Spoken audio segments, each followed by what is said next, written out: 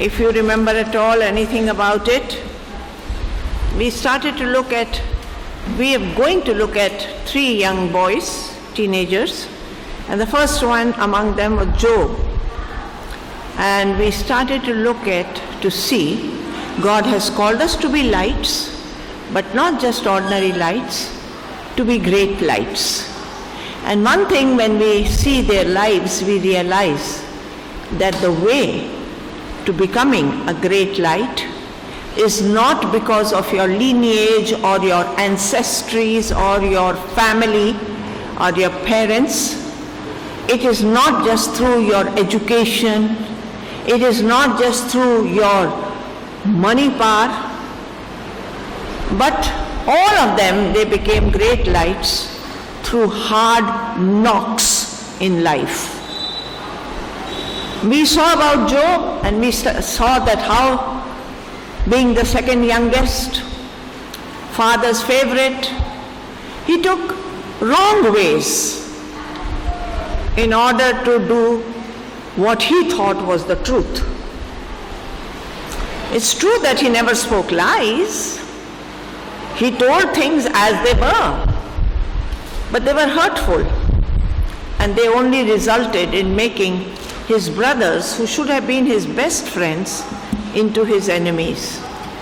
And it resulted finally in these brothers trying to get rid of him, either by killing him or by getting him kidnapped or whatever. And finally they succeeded in doing it by selling him off to slave traders. And at the end of this part of his life, which I called as the first semester, or in your language, the first term. Why is there a humming in this mic?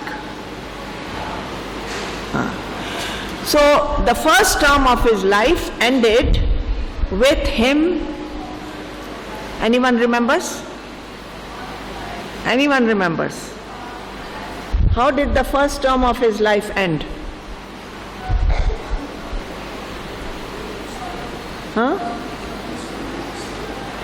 From favorite son to sold into slavery. A big fall. That's how his first. So Sir gets a blue card. Thank you. Today we will go on. Now we move on to the second semester of his life. And pay attention, please listen. These are relevant for our life. And we see here that now he has been sold as a slave and he's taken into a foreign land, a strange place, strange sights, strange culture, strange customs, from a person who was being served as the favorite son. Now he has to serve his master. He was sold into the home of a rich man in this foreign land. And now he has to work hard. He has to be a slave. What others were doing for him, he has to do more than that. For his master, for his master's family, for his master's other slaves who are senior to him.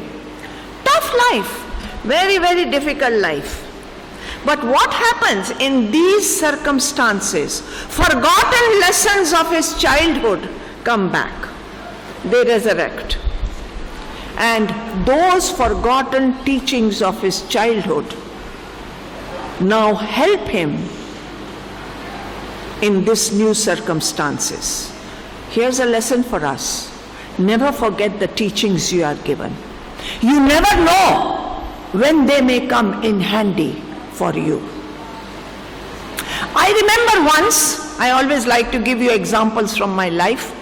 There was something I was told to do which I did not want to do. And that is, I was told to do my teacher's training. And I hated the thought of becoming a teacher. I have always shared this with you. And I said, I don't want to do teacher's training. I want to do my master's in English. And my mother said to me, if an opportunity has come for you to do teacher's training, then God has a purpose behind it. Do it. And because I was brought up to obey my mother, my parents, but especially my mother, I said, okay, Mom, I'll do it. And then I will do my master's. Well, I did it. And I can see where it has brought me. So any lessons you have to learn them. You never know when they may come in handy. So these forgotten lessons of his childhood, they resurrected. What were these lessons? Honesty. To be honest, truthful, diligence. What is diligence? Doing something with your whole heart, not half-heartedly. Hard work, integrity, moral uprightness, they came to the forefront. And what was the result? The result was his master saw there was something in this guy Joe, and he started liking him, and liking him, he started giving him more responsibilities, and giving him more responsibilities, he started elevating him. And soon he was the head slave, he became the manager, he became the administrative head, he became the finance manager, everything going well, wonderful. This is a life he might have thought, I can live for the rest of my life like this. And then what happened? Let me read it out to you. Now when Joseph arrived in Egypt with the Ishmaelite traders, listen, he was purchased by Potiphar. He was a member of the personal staff of Pharaoh, this Potiphar, the king of Egypt. Potiphar was the captain of the palace guard. The Lord was with Joseph and blessed him greatly as he served in the home of his Egyptian master. Potiphar noticed this and realized that the Lord was with Joseph, giving him success in everything he did. So Joseph naturally became quite a favorite with him. Potiphar soon put Joseph in charge of his entire household and entrusted him with all his business dealings.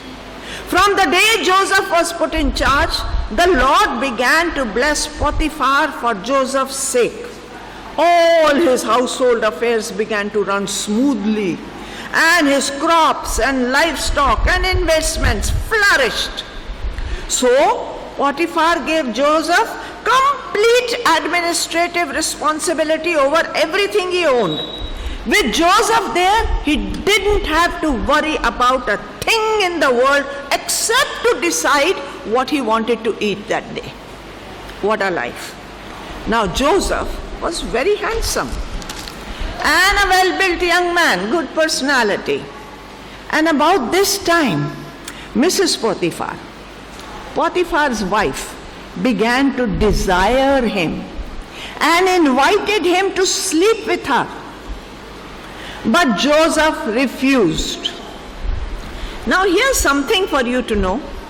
This was a culture where the rich, they could have anything they wanted, and slaves were their property. So our slave master, if he saw a beautiful slave girl, he could sleep with her. It was not looked down upon. Similarly, the women, if they saw a beautiful slave boy, they could sleep with him. No great deal. That was the culture. And so she said, come, sleep with me. And what does now Joseph say? Listen to his answer. Look, he told her, my master trusts me with everything in his entire household. No one here has more authority than I do.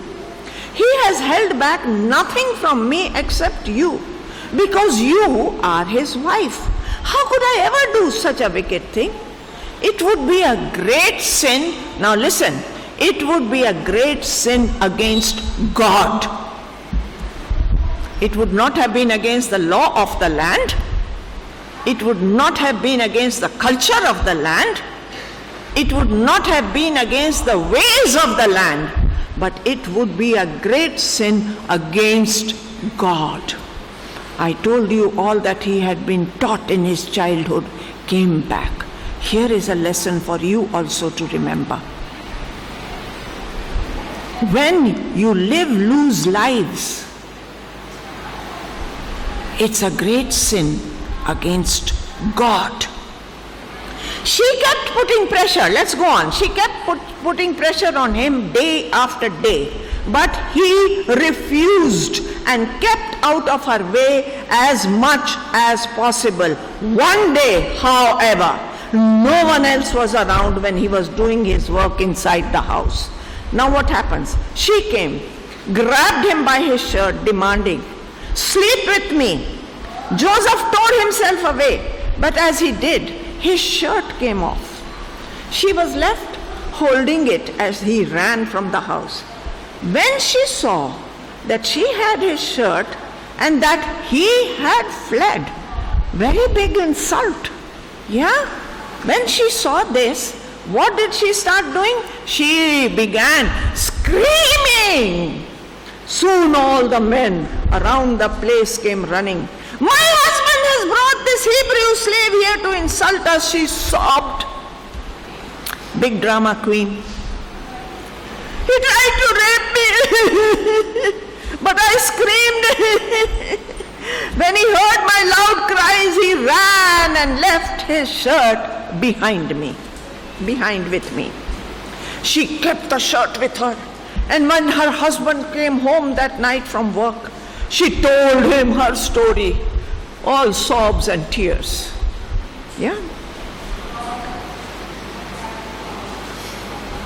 That Hebrew slave you have around here tried to make a fool of me, she said. I was saved only by my screams. He ran out, leaving his shirt behind. Now that was a great big insult. You know, a slave raping his master's wife. That was a big insult. Now the next verse says, after hearing his wife's story, Potiphar was furious, very angry. It doesn't say why he was angry. Yeah? Was he angry with Joseph for having dared to attempt such a thing, to attempt to rape his masters? Was he furious with his wife? He must have known his wife. Here I'm going to lose a good slave who was looking after my whole house, everything, and I had to do nothing except eat the food.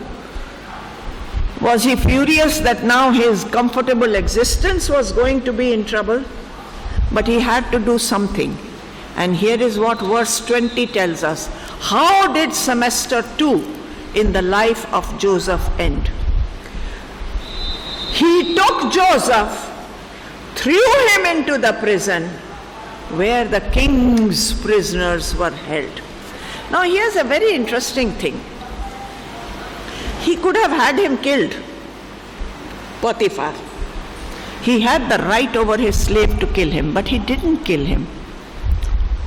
He could have put him in one of the worst dungeons where he would have died of malnutrition and neglect. But he put him in the king's prison.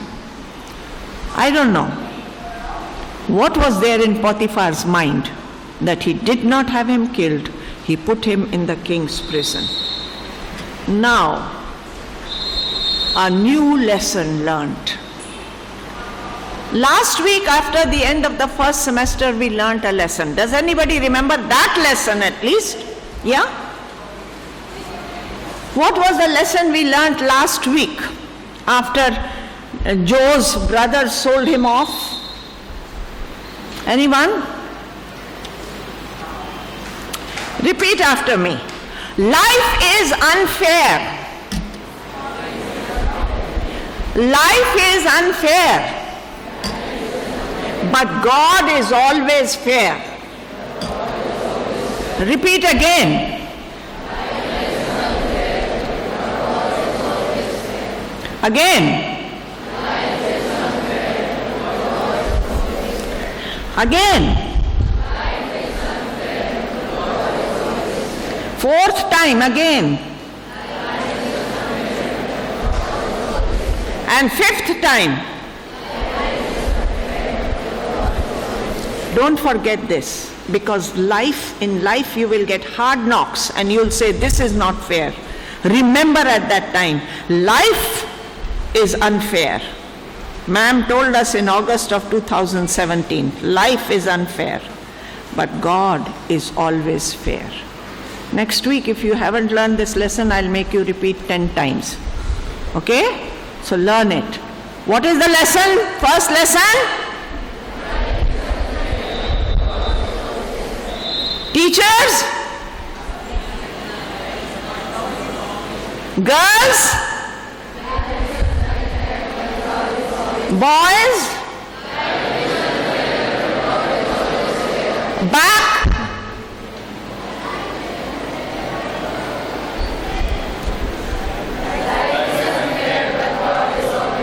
Remember this lesson.